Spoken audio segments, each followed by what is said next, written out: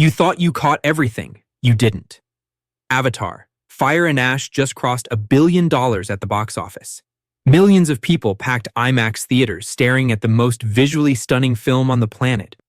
But here's the thing. With a runtime over 3 hours and a world so gorgeous you forget to blink, there is no way you caught everything on your first watch. James Cameron doesn't put things in his films by accident. Every shot is deliberate, every detail is planted. Today we're breaking down 15 secrets and Easter eggs most people completely missed. Some will blow your mind. Some will make you rewatch immediately. 1. The destroyed home tree nobody noticed. Every single Na'vi tribe has a home tree. The Omaticaya had the Tree of Souls. The Metkayina have their underwater tree. But when the Ash People's settlement first appears on screen, look carefully in the background. There, in the smoke and rubble, are the burnt remains of a massive home tree. The Mungkwan's sacred tree was destroyed by a volcanic eruption, and that single detail explains everything about Varung's rage. She's not just angry, she's grieving something sacred. 2. Varung and Quaritch are Jake and Neytiri's dark mirror. Varung and Quaritch are constructed as exact opposite versions of Jake and Neytiri. Jake embraces Na'vi culture and sacrifices for it. Quaritch manipulates Na'vi culture for self-interest. Neytiri is driven by love. Varung is driven by destruction. Cameron is showing you two versions of the same story playing out side by side. 3. The alien's quote that connects to Sigourney Weaver. When Kiri saves Neytiri from Varung in the final battle, she shouts a line that stopped fans dead in their tracks.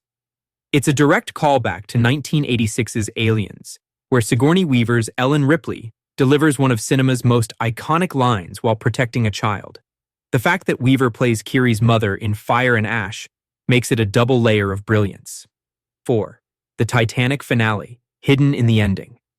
In the final scene, when Spider enters the spirit world and is greeted by the ancestors, Cameron reuses the exact same cinematography techniques from Titanic's ending, when Rose reunites with Jack in the afterlife. Same lighting, same emotional beats, same sense of peace after devastation. A deliberate, unmissable callback for anyone who knows Cameron's work. 5. Spider's height changes in the spirit world. Early in the film, Spider jokes that Kiri could have at least made him taller, since the Na'vi tower over humans. It gets a laugh and the scene moves on. But during the third act, when Spider connects to the spirit world, look closely. He is the exact same height as Kiri. Cameron paid off that throwaway joke with a tiny visual detail almost nobody caught. 6. The biblical Abraham and Isaac story. When Jake considers killing Spider to stop his evolved physiology from being reverse-engineered by the RDA, it directly mirrors the biblical story of Abraham sacrificing his son Isaac. Jake prepares to do it. Then he stops at the last second. Cameron pulled this one straight from religious scripture. 7. The 2001, A Space Odyssey Star Child. When Kiri connects with Awa and sees the face of the Great Mother, the framing is almost identical to Kubrick's Star Child sequence in 2001, A Space Odyssey. The Star Child represents humanity's next evolutionary step. In Fire and Ash, that's exactly what Spider is becoming. 8. Neytiri's funeral paint on her face. During the Wind Trader sequence early in the film, Neytiri is wearing distinctive facial paint. It's not decoration. It's traditional Na'vi funeral paint, a visual cue that she is still actively mourning the death of her son Neteyam from the Way of Water. Cameron and Zoe Saldana built that grief into every single frame through small details like this. 9. Scoresby's robotic arm is a brutal callback. Captain Mick Scoresby returns in Fire and Ash, but he's not how we left him. He's sporting a robotic prosthetic arm, a direct consequence of losing the limb to Payakan in the Way of Water. Most viewers didn't connect those dots on first watch, but it's a brutal reminder of how Pandora always fights back. 10. The Wind Traders are based on the ancient Spice Road. James Cameron confirmed that the Wind Traders, the nomadic Na'vi clan traveling Pandora in massive airships carried by jellyfish-like creatures, are directly inspired by the camel caravans of the ancient Spice Road. The design of their ships, their trading culture, their neutrality in conflicts, it's all a deliberate reimagining of one of history's most legendary trade routes, transplanted onto an alien world. 11. Parker Selfridge's quiet return. Giovanni Ribisi's Parker Selfridge was kicked off Pandora in the first Avatar. He returns in fire, and Ash, still laser-focused on colonization. His entire motivation hasn't changed in 15 years. He is exactly the same greedy, short-sighted administrator from 2009. Cameron is making a point about how certain types of greed never evolve. 12. Loak's guilt written into every line of his narration. Loak is the narrator of Fire and Ash, and his voice carries the weight of Neteyam's death throughout. But listen closely to how he talks about his father. There's a fracture there. Loak blames himself for Neteyam dying, and Jake blames Loak's defiance for putting the family in danger. That tension lives in every single line Loak delivers. 13. Quaritch, showing genuine emotion toward Spider. Quaritch has been the cold, ruthless villain since day one.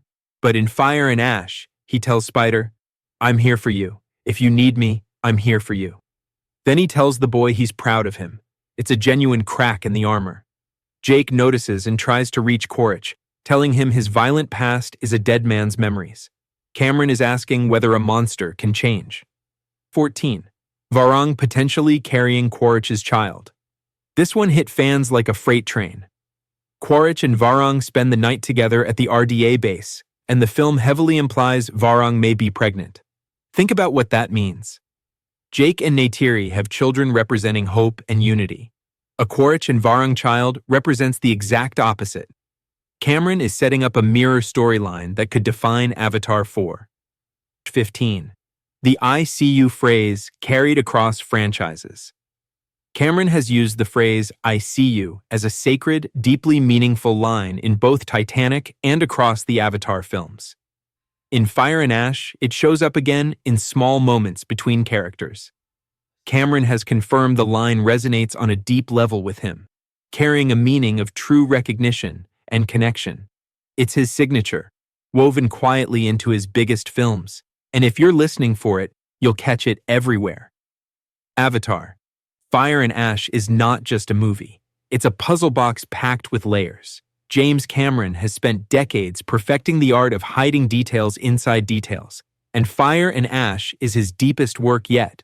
From biblical allegories to Kubrick callbacks, from grief written into facial paint to mirror storylines that will define the next chapter, this film rewards rewatching in a way few blockbusters ever do. Go see it again. Trust us. You are definitely going to catch something completely new this time around. Which Easter egg hit you the hardest? Drop your pick in the comments. Did we miss any? Let us know. Smash that like button, subscribe, and hit the bell. We'll be breaking down Avatar 4 theories the second Cameron drops the next trailer.